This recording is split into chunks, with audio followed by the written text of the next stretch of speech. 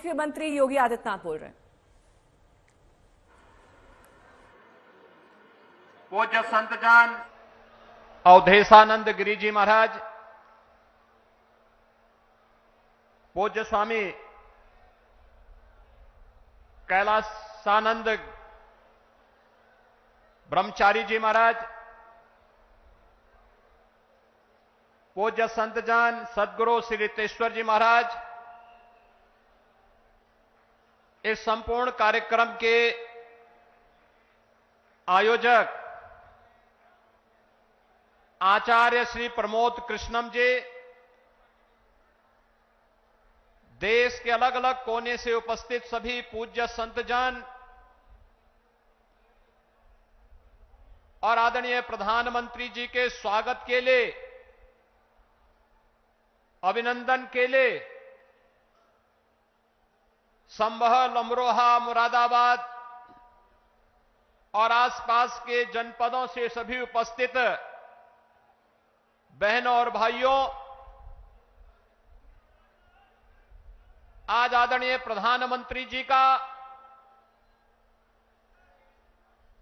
भगवान विष्णु के 200वें अवतार की जो ये भावी भूमि होने जा रही है, संभल जनपद में आगमन हुआ है। इस अवसर पर आदरणीय प्रधानमंत्री जी का मैं उत्तर प्रदेश वासियों की ओर से हृदय से स्वागत करता हूं, अभिनंदन करता हूं।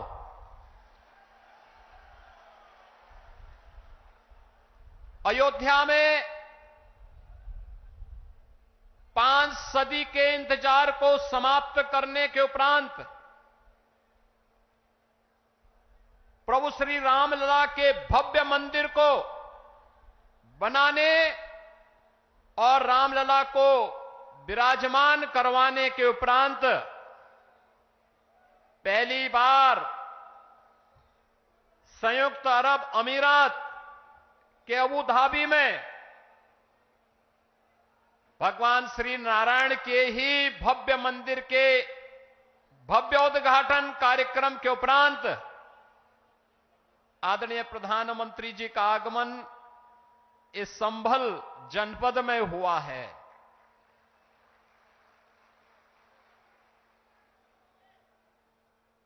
बहनों और भाइयों, हम सबको इस बारे में देखना होगा। पिछले 10 वर्षों में हमने एक भारत का दर्शन किया है। एक नया भारत है, जिस नए भारत में हर नागरिक को सुरक्षा भी है और राष्ट्र को समृद्धि के नए सोपान तक पहुंचाने का संकल्प भी है। जिस नए भारत में युवाओं की आजीविका की व्यवस्था भी है, तो भारत की आस्था का सम्मान भी है।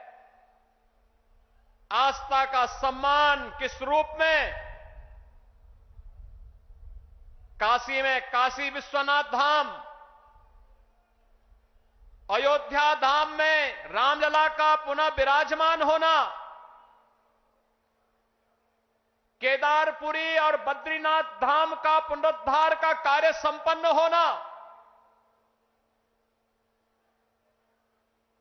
महाकाल में महालोक की स्थापना होना, ये वह नए भारत की तस्वीर है, जिस नए भारत में हर युवा की आजीविका की गारंटी भी है और आपकी आस्था की भी गारंटी है। यही मोदी की गारंटी है। भाइयों बहनों, ये आस्था का सम्मान जिन लोगों ने आस्था के साथ लगातार खिलवाड़ किया, वे न आजीविका ही दे पाए और न भारत की आस्था को ही सम्मान दे पाए। आज तो भारत की विरासत भी सम्मानित होती है वैश्विक मंच पर। जब योग को वैश्विक मान्यता मिलती है और 21 जून की तिथि को दुनिया के लगभग 200 देश एक साथ जब भारत के अंदर किसी एक स्थान पर प्रधानमंत्री मोदी जी के नेतृत्व में करोड़ों भारतीय योग की इस विधा के साथ जुड़ते हैं, तो दुनिया के 200 से अधिक देश भी भारत की ऋषि परंपरा के इस प्रसाद के साथ जुड़ते हैं।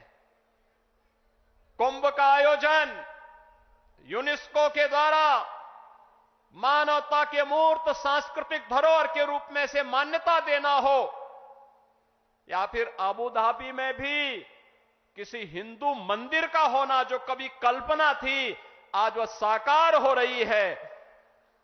यही नहीं, भारत के अंदर जो पहले असंभव था, आज वो संभव हुआ है। जो पहले नामुमकिन था, आज मुमकिन हुआ है। और वह इसलिए हुआ है क्योंकि आपके पास एक यशस्वी नेतृत्व है जो भारत को समझता भी है, भारत को यशस्वी नेतृत्व भी देने की क्षमता रखता है, और वह यशस्वी नेतृत्व वैश्विक मंच पर भी पूरी मजबूती के साथ भारत के गौरव और भारत के सम्मान को बढ़ाता है। और ये हम सब इस बात के लिए गौरवान्वित महसूस करते हैं जब प्रधानमंत्री मोदी जी का सम्मान दुनिया के मंच पर होता है। पूरी दुनिया उन्हें आशा भरी निगाहों से देख रही है। जिसके लिए भारत भारत कहलाता था, आज आजादी के बाद पहली बार 140 करोड़ की आबादी का भारत इस चीज को महसूस कर रहा है। आज सीमाएं सुरक्षित हुई हैं, तो भारत के अंदर भी हर तबके का व्यक्ति अपने आप को सुरक्षित महसूस करता है। ये संबल क्षेत्र हम सब जानते हैं, यहां पर खेती किसानी के साथ ही इस पूरे क्षेत्र के विकास को लेकर के यहां की कारीगरी और हस्तशिल्प को भी प्रधानमंत्री मोदी जी ने आगे बढ़ाने का काम किया।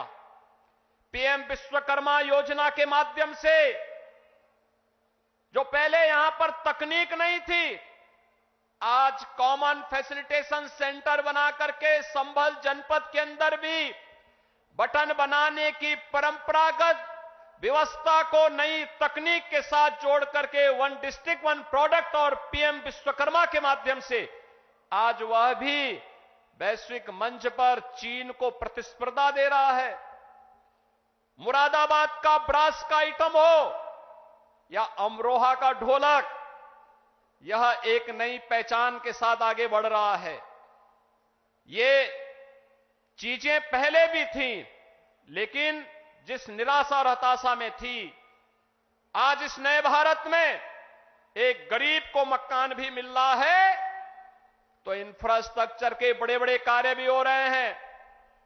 संभल जनपद में गंगा एक्सप्रेसवे पूरी मजबूती के साथ बन रहा है और यहां पर औद्योगिक क्लस्टर भी विकसित होने जा रहा है।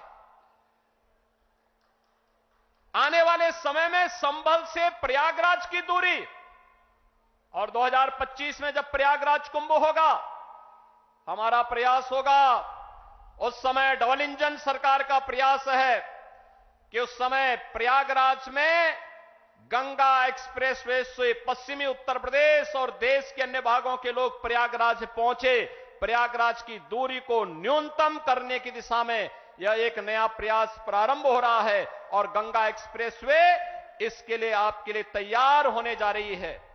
यह जो कुछ भी हो पा रहा है, चाहे वह अच्छा इंफ्रास्ट्रक्चर का हो, चाहे वह मुरादाबाद का बहुत शीघ्र प्रारंभ होने वाला एयरपोर्ट का हो, चाहे वह हस्तशिल्पी और कारीगरों के सम्मान का हो, चाहे वह नौजवानों के रोजगार का हो, और चाहे किसानों के आमदनी को कई गुना बढ़ा करके उनके जीवन में परिवर्तन करने का हो।